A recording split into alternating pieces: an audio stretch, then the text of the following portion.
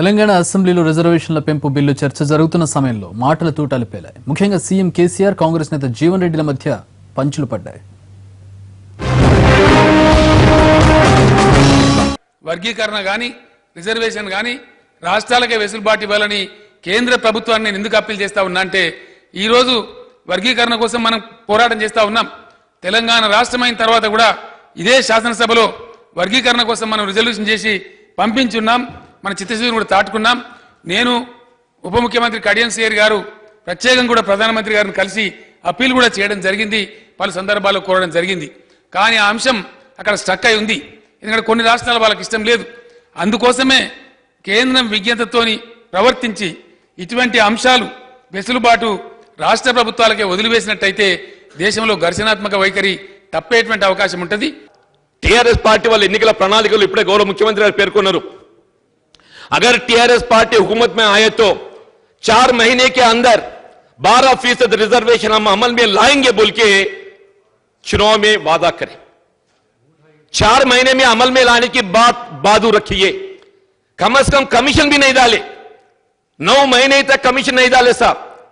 9 महीने के बाद मार्च में कमीशन डाले तो वो रिपोर्ट देने को 1.5 साल लिए रिपोर्ट देने को. अब तकरीबन 3 साल हुआ. अगले 1 साल 1.5 साल हुए तो फिर चुनाव को जाने का है. अब 3 साल गुजर जाने के बाद जो है अब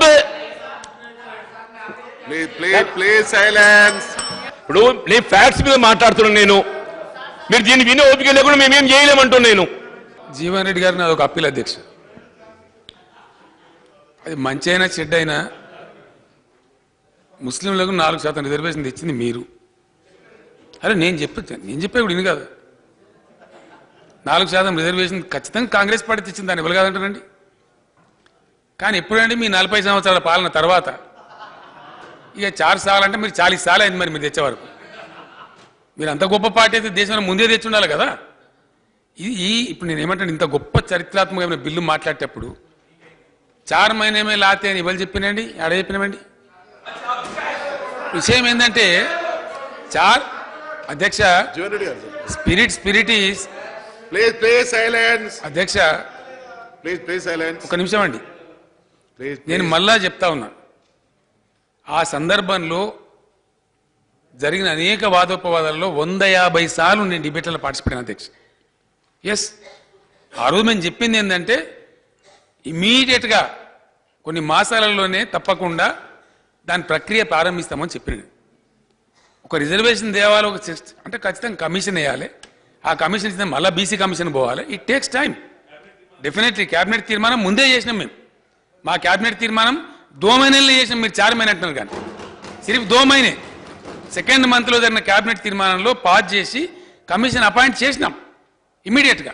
ఇక మీరు 4 महीने గంటలకు ఎందుకండి? మీరు ఏదైనా మాట్లాడదలుచుకుని మంచి సలహా చెప్తే చెప్పండి. కానీ ఈ బిల్లు మేము మంచి బిల్లు, మీరు 4 తెచ్చినాం, మేము 12 తెచ్చినాం, మీతో 2 హర్షిస్తే మంచి దాన్ని వెల్కమ్ చేయండి, మీకు కూడా కొంత గౌరవం దొరుకుతుంది. ఇందులో కూడా ఏదో టీఆర్ఎస్ విమర్శిద్దామంటే అది దాన్ని మీ విజ్ఞతకే వదిలేస్తాం.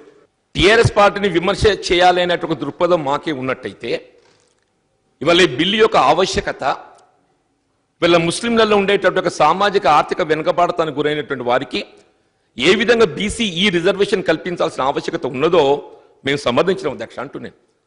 దాన్ని వ్యతిరేకించే వాళ్ళని తప్పుపట్టిన ఇప్పుడు on floor of this house మా ఉద్దేశం ఆ విధంగా లేదా అధ్యక్ష అంటున్నాను. కానీ ప్రభుత్వం వారి ఆలోచనకు కార్యరూపం ఇవ్వటం లోపల ఏదైతుందో జరుగుతున్న జాప్యాన్ని నేను ఈ సభ ద్వారా సమాజానికి తెలియజేస్తున్నా అధ్యక్ష అంటున్నాను. వారు నేను 4 మాసాలలో అమలు చేస్తాను ఎక్కడన్నా అని చెప్పారంటే మా వీడియో క్లిప్సింగ్ కూడా ఉన్నాయి అధ్యక్ష.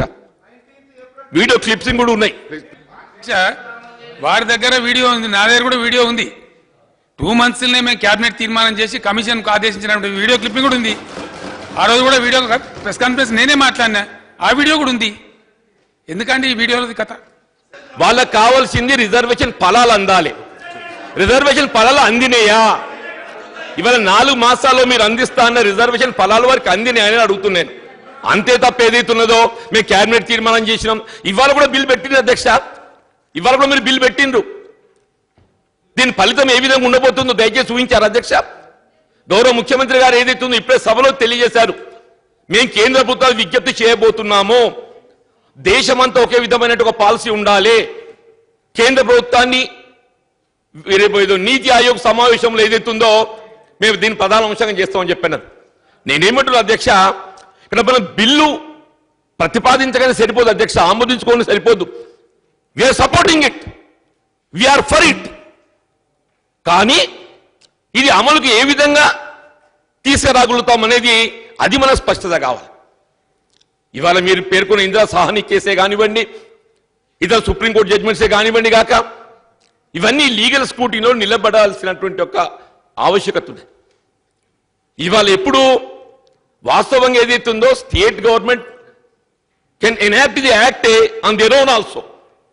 కానీ అది న్యాయస్థానంలో నిలుపుకోవడానికి అవకాశం తక్కువ ఉంటుంది. కాబట్టి దాన్ని 9th షెడ్యూల్లో చేర్చగలిగినట్టయితే మనకు ఒక ప్రొటెక్షన్ దొరుకుతుందనే ఒక భావనతోని మరి గౌరవ ముఖ్యమంత్రి గారు కేంద్ర ప్రభుత్వ దృష్టి తీసుకెళ్తా అని చెప్పని భావిస్తున్నట్టు నేను భావిస్తాను అధ్యక్ష. కానీ ఇక్కడ కేంద్ర ప్రభుత్వ దృష్టికి తీసుకెళ్లడంతో సరిపోదు, వారిని ఒప్పించాల్సిన ఒక బాధ్యత ఇవాళ ఈ రాష్ట్ర ప్రభుత్వం మీద ఉంది అధ్యక్ష అని చెప్పి అంటున్నాను. అధ్యక్ష, తమిళనాడులో 1980లో తమిళనాడు ప్రభుత్వం యొక్క సోషల్ వెల్ఫేర్ డిపార్ట్మెంట్ ద్వారా వాళ్ళు 68% రిజర్వేషన్కు జీవో ఇష్యూ చేసి ఇంప్లిమెంటేషన్ స్టార్ట్ చేసినారు అధ్యక్ష.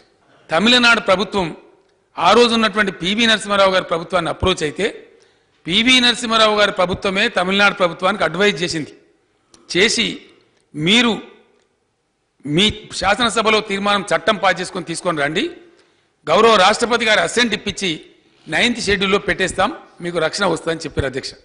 ఆ మేరకే యాక్ట్ 45 ఆఫ్ 94 తయారు చేసుకొని వాళ్ళు తమిళనాడు వాళ్ళు వెళ్ళినారు. అప్పుడు పివి నరసింహారావు గారు ప్రధానమంత్రిగా ఉండి దానికి ప్రెసిడెంట్ అసెంట్ ఇప్పించి దాన్ని 9th షెడ్యూల్లో పెట్టినారు అధ్యక్ష. దీని తర్వాత ఏం జరిగిందంటే ఈ 9th షెడ్యూల్లో ఈ విధంగా చేర్చడం కూడా సబబు కాదు అని ఒక పిటిషన్ సుప్రీంకోర్టులో పడ్డది అధ్యక్ష.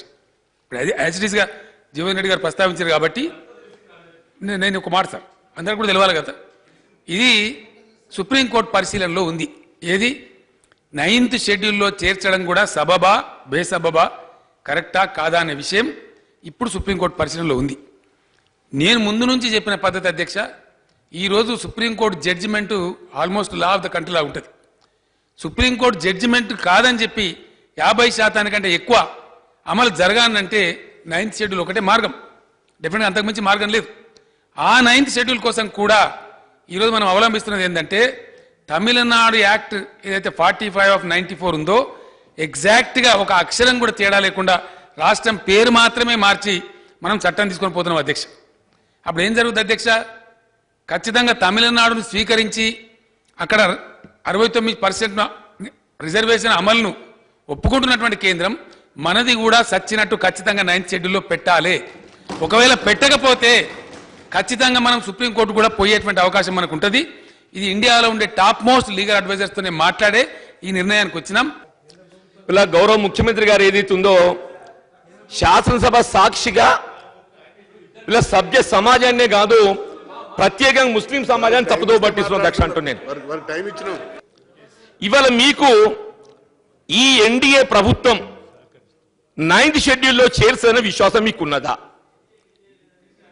దయచేసి ఎట్లా జీవన్ రెడ్డి గారు, నాది ఒకటే రిక్వెస్ట్ మీతో, you are also an advocate, you cannot cause aspersions directly on the chief minister as if I'm misleading the house, which is not correct, which is not correct. You cannot cause like that. No I'm sorry. ఎందుకంటే sir ఇప్పుడు అధ్యక్ష మీకు విశ్వాసం ఉన్నదా? మీకు లేకపోవచ్చునండి ఆత్మవిశ్వాసం, మాకుంది. ఒకటి. రెండవది, what you say is totally wrong, thoroughly wrong. Whether it is NDA government or UPA government of India is government of India. It can have no escape. మీరు అడ్వకేట్ కూడా మీకు అర్థం కాక మీరు కన్ఫ్యూజ్ అవుతున్నారు. Yes, you are confused and trying to confuse others. Please don't confuse others and don't tell that CM is misleading the house. I am not misleading, you are misleading. You are misleading the house, don't mislead. గారి నిజంగానే విశ్వాసం ఉందని చెప్పిన వారు భావిస్తుంటే వారు ఎన్నికల్లో చేయని వాగ్దానాలకు సంబంధించి కూడా మిషన్ భగీరథ పూర్తి చేసుకొని నీళ్లు దాగియకుంటే మేము ఓట్లు అడగమని చెప్పని వారు ధైర్యంగా చెప్తున్నారు అధ్యక్ష. ఇవాళ నేను అడుగుతున్న ఇదే సభ ద్వారా రేపు రాబోయేటటువంటి ఒక శాసనసభ ఎన్నికల్లో ఏదైతుందో వీళ్ళ ముస్లిం రిజర్వేషన్ బీసీ ఈ వర్గానికి 12% అమలు చేయలేకున్నట్టయితే నేను ముస్లిం వర్గాల ఓటు అడగని చెప్పండి అధ్యక్ష.